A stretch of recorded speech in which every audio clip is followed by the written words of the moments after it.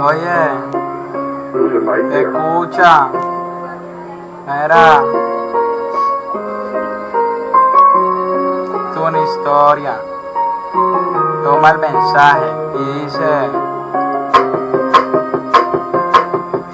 cuando caminaba por la calle lentamente, la cosa se puso caliente, le metieron bien caliente, él era delincuente, le metieron un tiro en la frente, no era consciente, no sabía lo que tenía pendiente, pasaron los años, su hijo poncha en la esquina, se mete heroína, no es ironía la trampa que el diablo le ponía, mantiene con su cañón y le mete bien cabrón, ahora es un ladrón, a él se le dañó el corazón, no hay motivación, cayó en depresión, tiene una misión, es tener una mansión y ser el rey de la improvisación, ya él coge su rumbo y nada le importa, porque su vida ha sido corta, se quiere morir, no quiere resistir, su padre desde el cielo le decía, solo hijo confía que tú puedes salir adelante, vas a cumplir tu sueño de ser cantante, engánchate los parlantes.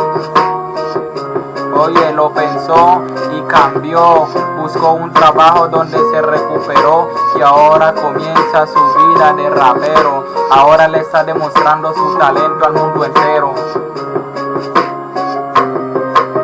Oye, la vida me jugó vivo, pero sigo vivo, ya cumplí mi objetivo.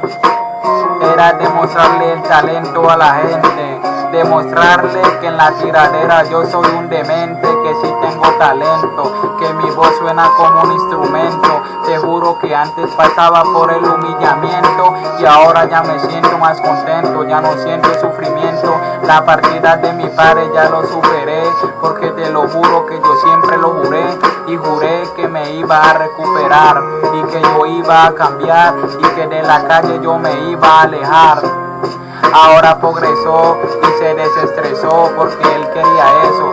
La gente ahora sí lo apoya, sabiendo que le negaban hasta la olla del arroz. Y ahora escuchen su fuck you voz. Oye, espero que tome el mensaje. Ahora sí lo apoyaban cuando ya había salido adelante. Espero que tome el mensaje de parte de Sebastián. Llévatelo.